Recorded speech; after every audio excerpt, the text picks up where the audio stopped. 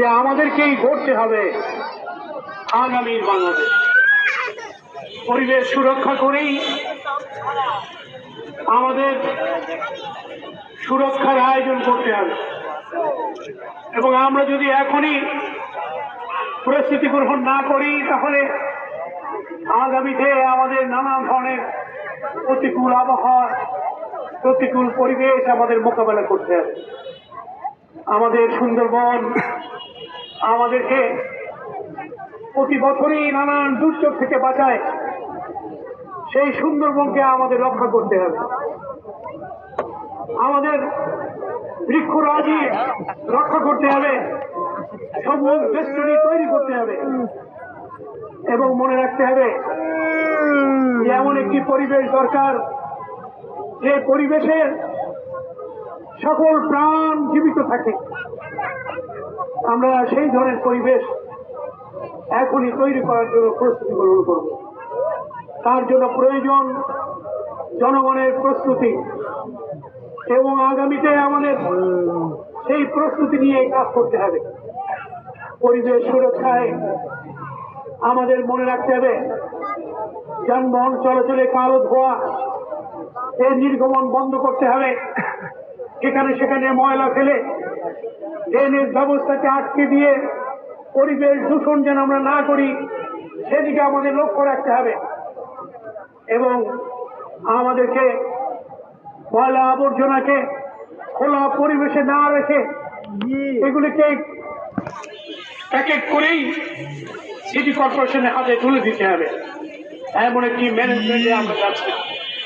Khulna city corporation পরিবেশ সুরক্ষার জন্য কাজ করছে। আপনারা যে অর্থ আমাদেরকে দেন সেই অর্থ দিয়ে খুলনা শহরের 10 লক্ষ মানুষের সেবা করার দায়িত্ব খুলনা সিটি কর্পোরেশন নিয়েছে। খালি সিটি কর্পোরেশন একাই পারবে না, এই শহরের মানুষদের জনগণকে সিটি কর্পোরেশনের পাশে থাকতে হবে এবং যাতে করে পরিবেশ সুন্দর থাকে, পরিচ্ছন্ন থাকে। আমরা ধুলা মুক্ত শহর গড়ে তুলতে চাই, আবর্জনা মুক্ত শহর গড়ে তুলতে চাই, আমাদের ড্রেনেজ ব্যবস্থাকে আরো স্বাস্থ্যকর সুন্দর করতে চাই, মশক নিধন করে আমাদের মশাবাহিত রোগকে আমরা নির্মূল করতে চাই। গতকাল থেকে ডেঙ্গু এবং চিকুনগুনিয়া রোধের জন্য মানুষকে সচেতন করার জন্য আমরা কাজ শুরু করেছি। আমরা প্রত্যেকটি এলাকায় আমরা যাতে করে পরিবেশ সুন্দর থাকে এবং কোথাও যেন পানি জমাটবদ্ধ না থাকে এবং কোথাও যেন ডেঙ্গুর এডিস মশা যেন ডিম পাড়তে না পারে, বাচ্চা ওজন করতে না পারে, তার জন্য আমাদেরকে সবাইকে কাজ করতে হবে। প্রত্যেকটি বাড়ির ঝোপঝাড় পরিষ্কার করতে হবে। সকলের দায়িত্ব, যার যার বাড়ির ঝোপঝাড় তিনি করবেন। তাহলে সিটি কর্পোরেশন খুলনা শহরের 10 লক্ষ মানুষের বাড়ি পরিষ্কার দায়িত্ব পালন করার মতো সামর্থ্য আমাদের নাই। আমরা ড্রেন পরিষ্কার করছি, আমরা আবর্জনা পরিষ্কার করছি। এবারে আপনি জানেন মাননীয় প্রধানমন্ত্রী নির্দেশ দিয়েছিলেন 1 দিনের মধ্যে কোরবানি বর্জ্য অপসারণ করতে হবে। আমরা 8 ঘন্টার মধ্যে খুলনা শহরের সকল কোরবানি বর্জ্য আমরা অপসারণ করি।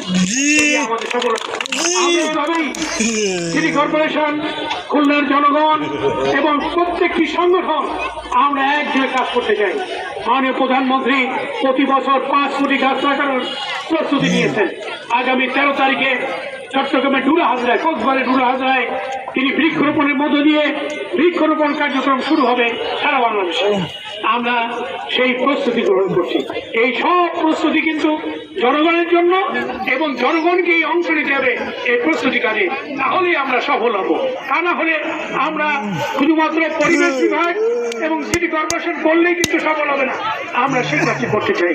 আপনারা এগিয়ে এসছেন, বিশেষ করে আমি খুবই আশান্বিত যে আমার মায়েরা আসছেন, শিশুরা আসছেন এবং তারা আমরা খুব তাড়াতাড়ি স্কুলে যাব, শিশুদেরকে শিক্ষা দেব যাতে তার পকেটে, তার হাতে কিছুটি তিনি যেন কোথাও ছুঁড়ে না মারেন, পকেটে রাখবেন, ডাস্টবিনে ফেলবেন কিংবা বাড়িতে এসে ফেলবেন এবং সেই শিশুটি তার পিতা মাতাকেও শিক্ষা দেবেন কেন তার পিতা মাতাও এই ভুলটি না করেন।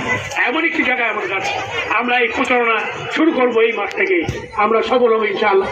আসুন আমরা খুলনার সুন্দর শহর গড়ে তুলি এবং পরিবেশ সুরক্ষায় এই পরিবেশ দিবসেই আমরা শপথ গ্রহণ করি, আমরা সকলে মিলেই পরিবেশ সুরক্ষার দায়িত্ব গ্রহণ করবো।